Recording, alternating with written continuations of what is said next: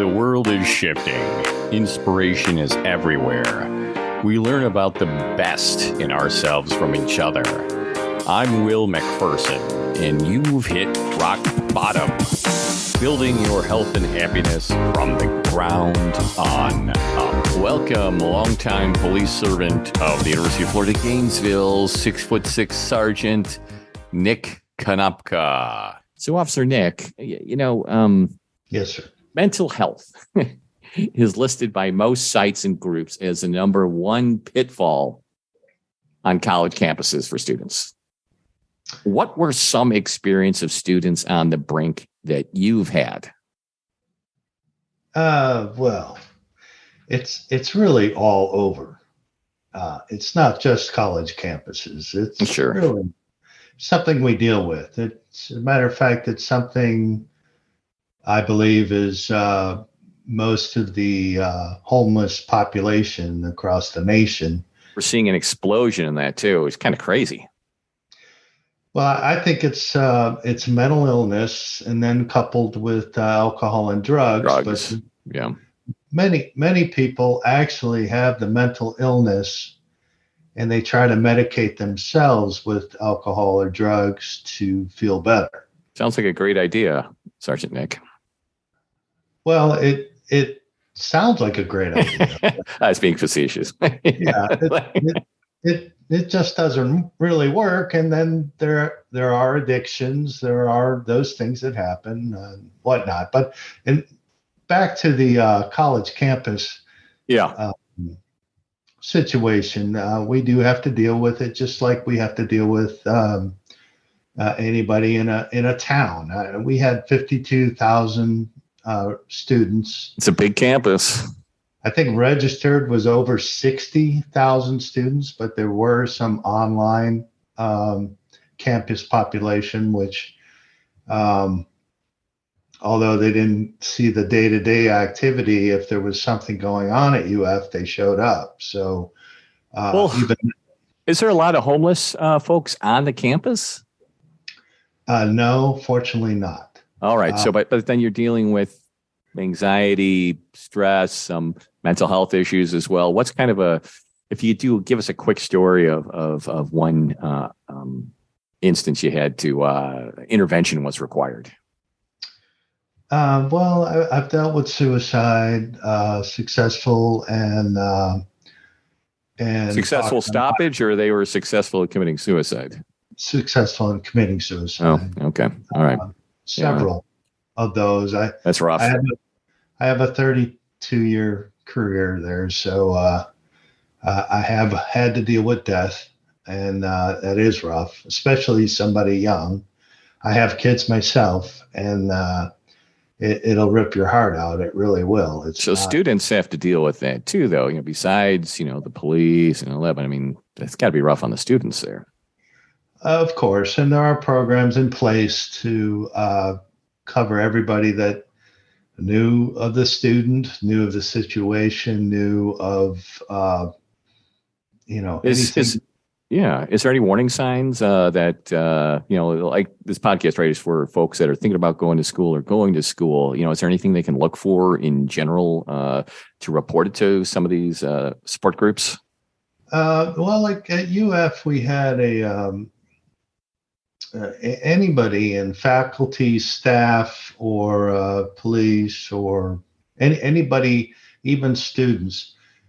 Kind of like if you see something, say something type of a thing. But if it was anything to do with the danger of a student or them not feeling well or them not, that actually has to be reported. Okay, it does. It does have to be reported. Have to be reported. Now, it doesn't necessarily have to be reported to the police. It could be just reported to a like the dean's office per se, and that's not to get anybody in trouble, but it's to follow up and follow up with counselors, follow up with try to get into that person's well-being, to check, double check, triple check, and make sure we don't have anything that's going to go wrong. Yeah. And it can be looked at as aggressive, but I think these days you pretty much have to be aggressive in that subject anyways. So. All right. Well, let's move on from mental health and let's talk about, I think in our pre-show talk, right, one of the more interesting facts you brought up was the difference between campus police, right, which is you, and township police. Let's say, something happened. There was a break-in in your housing on campus. Is there a difference like in response times for campus police versus township? What's the difference? Okay, well, so I'm originally from up north, outside of Chicago. That's your connection to the podcast, mister. Of course you're from up north. But of course, so your northernness is long gone now. Pretty much. Yeah, go ahead. Yeah. But up north, they have campus police that jump people's cars off and escort people around and don't really act like the police. In some areas they do, but in some colleges they don't. When I came to Florida, I was surprised that the University of Florida Police Department was an actual police department. They had patrol cars, they carried guns, they had shotguns, they had rifles, they had all the necessary equipment. Yeah. Job. So wow. What, and all the University Police Department, there's 10 state university police departments. Mm-hmm. They all are required by state law to have their own police department, and every officer is certified, just like the city, the county, the sheriff. Everybody goes to the same police academy. They're all certified to start. It's just I work for the University of Florida. I used to. I actually retired. Very recently, though. You're still got your finger on the pulse, Officer Nick. Well, I try not to be. Well, that's very interesting. You know, my wife is from Chile, right? Country in South America. They have only one police force in Chile, which kind of lends itself to problems, right? Corruption and other stuff. So I think one of the interesting takes he had on the United States, we have police for everything. We have forest preserve police, campus police, public transit police, township police, county police, state police, federal police. So it's an interesting thing about this country is it really does cut down on corruption and other issues. So that is super interesting that University of Florida campus police force was a regular police force, and armed and ready to tackle crime like any other police force. That's really good, Nick. Yeah, I've got interesting data for you, sir. If that's okay. Well, let me just throw. We used to have 90 sworn police officers. Okay. I think they're down right now. I think they're around 76 at this point. Okay. It's a big force, though. But in a very small, concentrated area, and the difference between response times is what we were talking about before. Yeah. Is we could get an officer or two or five to a crime or a serious incident on campus within a couple of minutes. That's fast. Yeah, whereas the city might be a couple of minutes to 10 minutes or 15 minutes. And then in the county, it could be a couple of minutes to a half hour, 45 minutes. So right. I think our biggest success in dealing with violent crimes or something that's going down or whatever, we can have 5 to 10 cop patrol cars there in just a couple of minutes, which is it tends to kind of shut down potential situations, escalating circumstances. Correct. Yeah. Yes. That sounds really good, man. That folks listening to the podcast here so can can take that as, breathe a little bit easier as, the police forces for these large campuses can react quicker, which is nice to know. I think if you can nip it in the butt, as Barney Five says, right, and then you're better. Right. That's true. If you could do a quick compression on how could you reduce your exposure if you're a new student or current student in a big campus? How can you reduce your exposure to these crimes? Well, actually, it starts in the home. As parents raising your children, it takes just some common sense, but it's doing sorely lacking these days in a lot of. Well, it's just doing things on a regular basis because kids, they get together, they move out on their own. I mean, all safety guards and everything just go right out the window. Right. Yeah. But then when something happens, they revert back to what they know, which is a good thing if parents continue to do the right thing, meaning locking your doors to your home, locking the sliding glass door, locking the windows at night, locking your vehicle all the time, even when you go to the convenience store. Lock everything up. Common sense, yeah. Common sense, like in vehicles, don't leave anything of value on the front seat or in the middle of the dash or whatever. It is common sense, but a lot of people don't do it. Oh, yeah. I was an absolute idiot freshman year. Yeah, just so. Yeah, it goes out the window. I agree with you, Officer Nick. Common sense is out the window. But that's good advice, though. So don't leave stuff in cars. Lock your doors when you even go to the convenience store or the student cafeteria, right? Lock your door.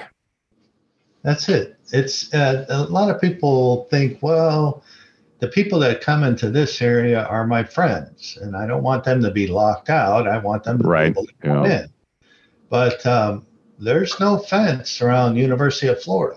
So what I tell people is anybody off the street, homeless or not, or whomever, could come right to your door, open the door, and be in your home. Yeah. Just like that. Just like that. Yeah, so, no, that's good advice. What about these days, Officer Nick? We've got social media, right? So we've got stalking, anonymous threats. I mean, is that more of a cybersecurity rather than physical security advice, or? Well, it is, but I mean, it's just another form of harassing phone calls, or it's just harassing emails, or bullying, or right along those lines. Scams are a big deal. Young and old, people get convinced that that they need to do something or they need to pay somebody because of particular incidents. It's all made up. Okay. And one couple of the scams that I'll just go over one or two. Kids will be short on money, so they'll see an advertisement, and could be even posted on campus, saying earn $2,500 a month, and all you have to do is very simple. You just have to register with us, and the company will actually send them a check for $2,500, which they'll deposit in their account. So their account looks like they have $2,500 in their account. That's very sophisticated. Wow. Well, then they come back and they say, well, to keep this and more checks from still coming to you, you have to go through our training process, which costs a mere $495. So they convince the student to send them in some form $495, and it could be Apple cards, it could be any kind of gift card, and you name it. There's all different types of ways to rip the person off. So, and what happens in these instances, the check will be good for about a week and then it bounces. Wow. And then all the money that, including the training money that you've already sent them, and all the money for their meals and all that are gone. Yeah, it's gone. Everything, it just all starts bouncing, and everything's overdrawn. I never thought about that. Yeah, these college kids got some money for meals in their account and they're drained. Oh, that's terrible, Officer Nick. Do you agree with this for physical safety? Walk in well-lit areas on sidewalks that are commonly used and heavily trafficked. Of course. That's common sense, isn't it? And in another comment, that's what says, don't talk on the phone or listen to loud music when you're walking. That makes sense, it does, because you get your ass run over on that campus, right? I mean, well, I tell you, we have a self-defense class for women only. They tried it for the guys because they got some flack that we didn't offer for guys, but not many people showed up for that. Not many showed up, huh? But it's called a RAD class, which stands for Rape, Aggression, Defense. And it's an excellent self-defense class for women. And there's 3 days, 3 evening classes. That's about 3 to 4 hours each. And basically it'll teach a woman not to put themselves in a situation where they might become a victim of a crime. That makes sense. Yeah. And the example is walking and talking on the phone. You're not only not hearing anything around you, right. You're concentrating on the conversation. So you're not concentrating on anybody that's watching you or could be nearby to, attack you or whatnot. Yeah, that's really good. Similar things like that, or going to an ATM machine. That also has to be strategic. You got to look and see who's around you, who's around a corner before you even get to before you even do that.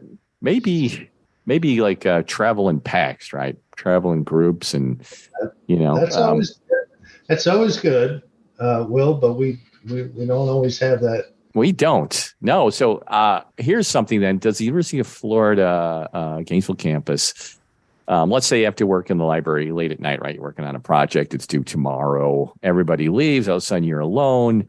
You look up, you're kind of lost in working, and then you don't have anybody to walk home with. Do they provide like a companion service or somebody to walk you back to your dorms? Is that provided? They do. They have a couple of different services for that specific reason. And they can call, they can get a ride, and it's free. In the worst case scenario, they can't get anybody, or it's that late or whatever. They call the police department, and they will actually come out and escort you back to where you need to be. Well, that's really good. So, folks that are listening, make sure you really drill that in your daughter's head or friend's head, saying, listen, do not walk alone home, especially at night. And there's several layers that you can use to do that. So that's really good advice. Thank you so much, Sergeant Konopka. We've learned a lot, and hopefully parents will hear this and help their kids with a softer landing while away at college. Hey, thanks for listening, and check out my website at william-mcpherson.com. Building your health and happiness from the ground on up.